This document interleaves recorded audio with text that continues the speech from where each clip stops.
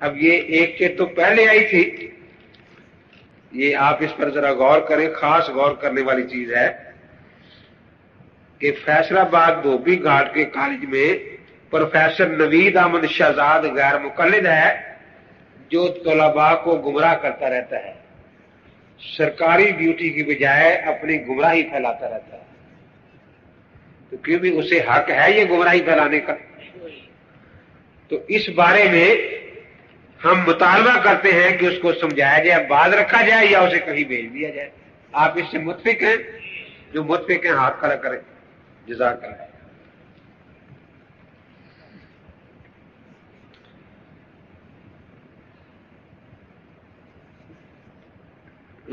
شیخ الحدیث مولانا سرفراز نے لکھا ہے کہ غیر مقلد 50 میں بڑا فتنہ بن کر ابھرنے والے ہیں، آپ فرمائیں کہ اس فتنہ کا سد باب کیسے ہو؟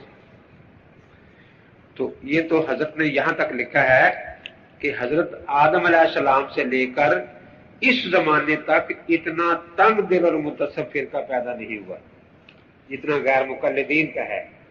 اب اس کا طریقہ یہی ہے کہ آپ مل کر کام کریں۔ یہ ہماری مساجد جو ہیں، ہمیں شکایت ہے کہ اس میں ہم حنفیت کو بیان نہیں کرتے،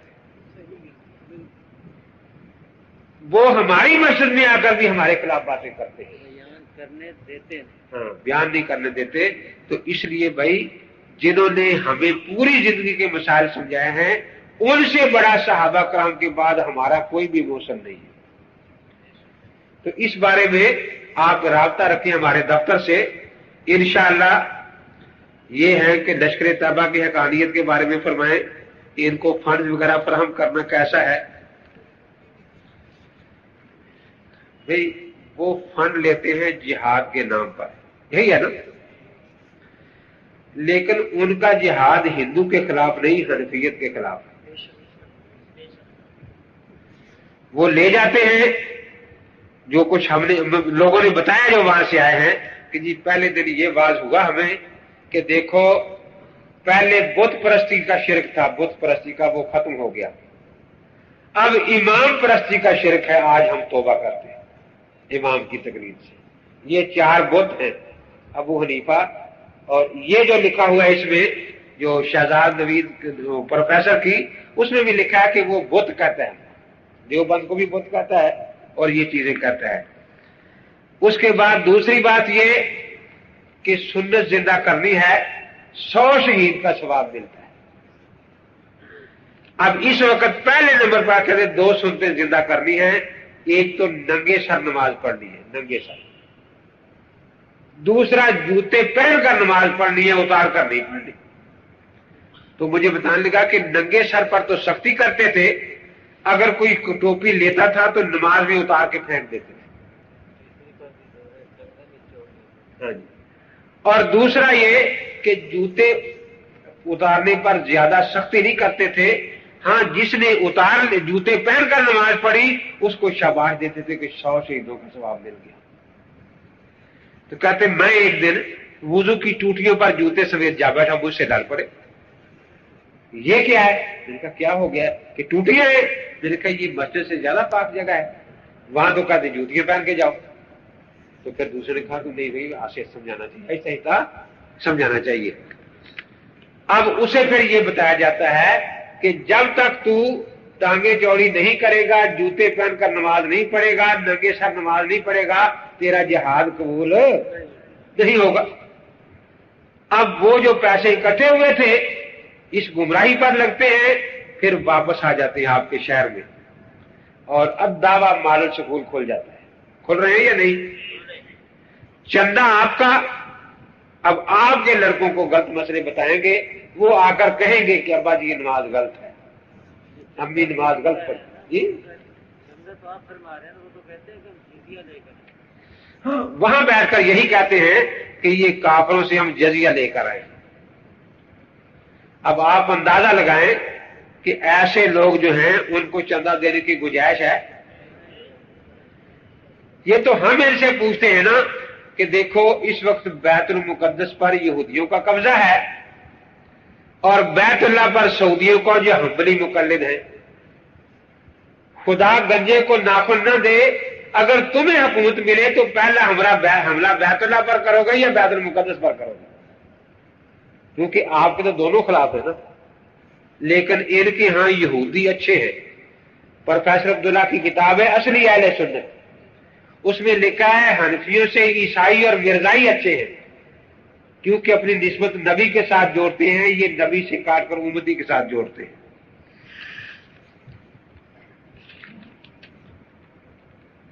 جمعہ مبارک کے 2 خطبے احناف پڑھتے ہیں، ان کی کیا حقیقت ہے؟ تو جمعے کے تو خطبے تو احادیث میں آتے ہیں. البتہ ان سے پوچھے کہ یہ پڑھتے یہ بھی 2 ہیں، ایک اردو میں ایک عربی میں، اس کی کوئی حدیث ہے تو لائیں. آپ پنجابی میں یا اردو میں؟ ہاں جی، ایک بیٹھ کے کھڑا ہو.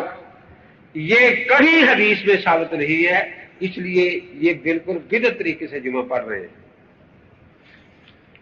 یہ آپ نے ڈاکٹر صاحب کے بارے میں فرمایا تھا کہ منصف خیال ہے، ابراہیم کی منصف خیالی کے متعلق کچھ فرمائیں.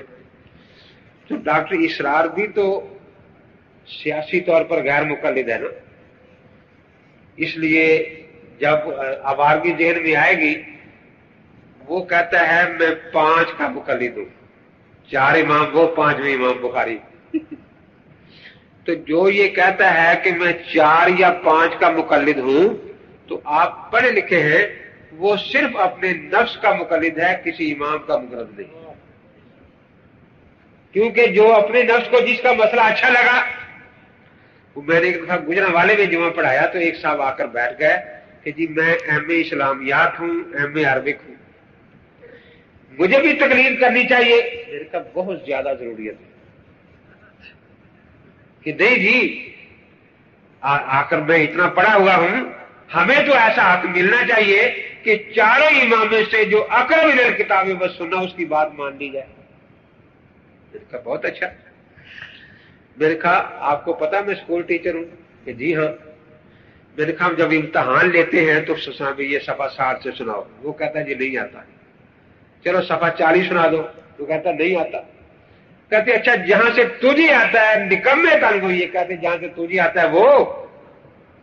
اب چاہیے تو یہ کہ جس مقام پر تو بننا چاہتا ہے میں 4 مسئلے عبادت کے، 4 قانون کے، 4 وراثت کے تیرے سامنے رکھوں کہ ان 4 میں پہلے 4 اماموں کا مسلک بیان کر، پھر 4 کے دلائل بیان کر، پھر تو اپنا مسلک بیان کر، وجہ ترجیح، تاکہ پتہ چلے کہ تیری وجہ ترجیح کو کون سا سرکاب کا پر لگ گیا ہے جو امام ابو حنیفہ کی وجہ ترجیح کو نہیں لگ سکا، جو امام شافعی کی وجہ ترجیح کو نہیں لگ سکا. لیکن میں سمجھتا ہوں کہ تو کتنے پانی میں ہے، اس لیے نکمے شاگرد کی طرح میں تجھے کہتا ہوں کہ صرف ایک مسئلہ جس کی تو نے تحقیق کی ہو، تو نے ساری عمر میں، وہ بیان کر. 4 اماموں کا مسلک سنا مجھے، پھر 4 کے دلائل، اور اس کے بعد اپنی وجہ ترجیح سنا. جب میں نے یہ کہا تو کہتے ہیں جی میں تو نہیں کر سکتا. تو میں نے کہا اچھا پھر تجھ پر تقلید واجب ہے. آتا تجھے ایک مسئلہ نہیں، تکبیر تحریمہ نہیں آتی، اور چاہتا یہ ہے کہ میں جج بن کے بیٹھا ہوں، ابو حنیفہ بھی ملزموں میں کھڑا ہو، یہ فائل لے کر جی دیکھیں مسئلہ صحیح ہے یا نہیں. امام شافعی بیچارہ ملزموں میں کھڑا ہو، امام مالک بھی، امام احمد بھی، کبھی تو ابو حنیفہ کو ڈانٹ رہا ہو، کبھی امام مالک کو ڈانٹ رہا ہو. میرے خیال بننا تو ایسا فرعون بننا چاہتا ہے، اور آتا تجھے ایک مسئلہ نہیں. کہ نہیں ویسے میں پوچھا اگر کوئی ایسا کر سکے تو اس کو بھیج دینا. تجھے تو پتا چل گیا تو نہیں کر سکتا، تو جا اس کو بھیج دینا پھر آ کے میرے ساتھ.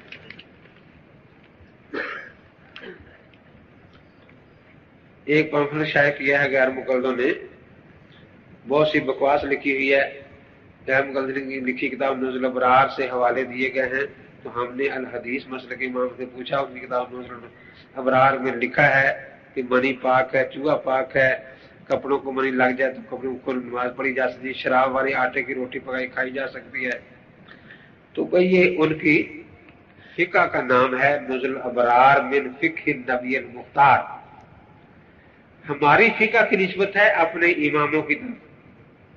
اگر اس میں ہمارے امام سے کوئی خطا ہو گئی ہو تو اللہ پھر بھی ایک اجر دے گی، لیکن اس خطا کی نسبت امام کی طرف رہے گی نا. اس نے جتنے جھوٹ بولے ہیں سب کی نسبت اللہ کے نبی کی طرف کر دی ہے.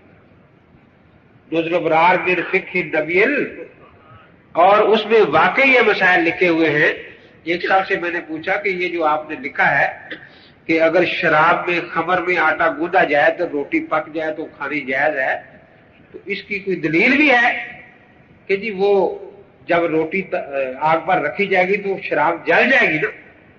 تو میں نے کہا اگر پیشاب میں آٹا گوند دیا جائے وہ بھی جل جائے گا یا نہیں جلے گا؟ اگر پخانا تھوڑا سا ملائے وہ بھی جل جائے گا یا نہیں جل جائے گا؟ اٹھ کے چلا گیا۔ تو مقصد یہ ہے کہ ان لوگوں کے بیچاروں کے جو مولانا مریم صاحب فرما رہے تھے کہ جب فقہ حنفی کو چھوڑیں گے تو یہی کچھ ملے گا، ناراض کس لیے ہے فقہ حنفی سے؟ فقہ حنفی کہتی ہے کہ پاک بدن ہونا ضروری ہے نماز کے لیے، یہ کہتے ہیں کہ پاک ہونا ضروری نہیں، گندے جسم میں نماز پڑھی جا سکتی۔ فقہ حنفی کہتی ہے کپڑے پاک ہونے چاہیے، جگہ پاک ہونی چاہیے، یہ کہتے ہیں نہ جگہ پاک ہونے کی ضرورت ہے نہ کپڑے پاک ہونے کی ضرورت ہے۔ اس لیے فقہ حنفی سے بیچارے یہ تنگ ہیں کہ یہ ان کو کھلی چھٹی نہیں دیتی کہ عیسائیوں جس طرح ان میں کوئی مسائل نہیں